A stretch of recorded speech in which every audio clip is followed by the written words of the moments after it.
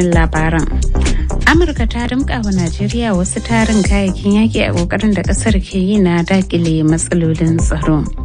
Mahukuntan Nijar sun kwashe lasisin wasu kamfanonin sufuri har 30 da suka ki amincewa da dakon mai zuwa Mali saboda rashin tsaro. Iran ta yi barazanar amfani da hukuncin kisa akan masu zanga-zangar da suke yi wa gwamnati bore. Ta yanzu ga cikakkun labaran. Amurka ta kawo wa Najeriya kayan aikin soji a wani bangare na tallafawa kasar ta yammacin Afirka yakar matsalar tsaron da take fuskanta na hare-haren mayakan Boko Haram da na IS sauran 'yan ta'addan da ke addabar sassan kasar. Hawa Hallar Gwangwasu ta haɗa mana rahoto.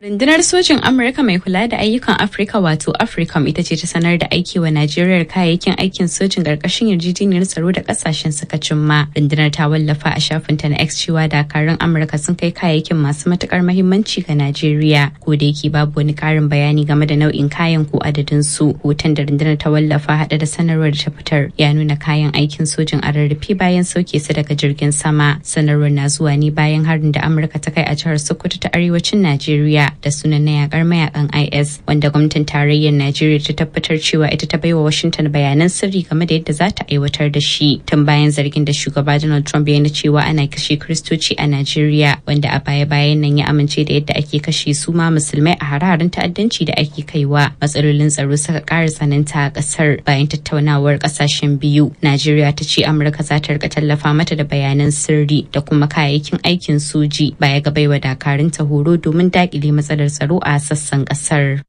To a Najeriya dai can a karamar hukumar Ekpoma da ke jihar Edo kudu maso kudancin kasar wasu matasa ne suka gudanar da zanga-zanga tare da lalata dukiya mai tarin yawa da suka hada da gidan basaraken yankin da shaguna kafin daga bisani su afkawa kasuwar dabbobi mallakin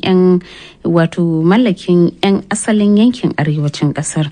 Alhaji Badamasi Sale shine shugaban 'yan arewa mazauna jihar ta Edo yayi wa wakilin Murtala Adamu ƙarin bayani kan yadda ɓannar take.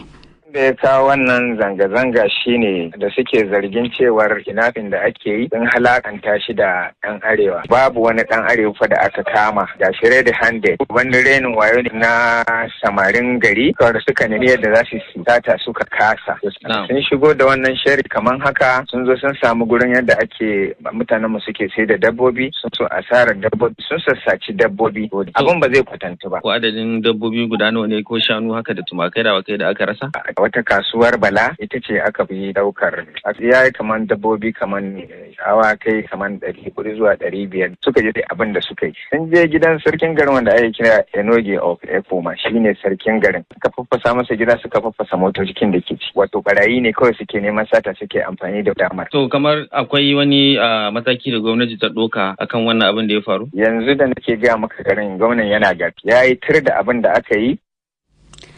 Tattaunawar wakilin Murtala Adamu da Alhaji Badamasi wato Sale shugaban 'yan kasuwar arewa mazauna Edo. Gwamnatin jamhuriyar Nijar ta sanar da kwace lasisin kamfanonin sufuri 30 da na direbobin su wadanda suka ki karɓar tayin kai man fetur zuwa birnin Bamako na kasar Mali saboda dalilai na tsaro. 'Yan watannin da suka gabata ne kasar ta Nijar da aiki da tarin tankokin mai zuwa Mali a kokarin da ake yi na ragewa kasar raɗaɗin takunkumin hana shigar da man fetur da 'yan ta'adda suka sanya. Rukayya Abu Kabara na ɗauke da ci gaban labarin. Bayanai sun ce bayan kwace lasisin kamfanonin akwai kuma wani kamfani guda da aka dakatar da shi daga aiki na tsawon shekara guda. Da yake zantawa da sashen Hausa na RFI Modi Hassan shugaban kungiyar direbobi masu dakon man fetur na kasar ya ce wannan lamari san bai yi masu daɗi ba. Gaskiya abun baya da daɗi. Yanzu dai ba wani matakin da mun ka ɗauka yanzu muna jira ministan kungiyar dako ya kira mu zamna mu tattauna mu gani matakin da za mu ɗauka. Tunda in ya kira mu mai wa mun zamna mu tattauna sai mu samu mafita.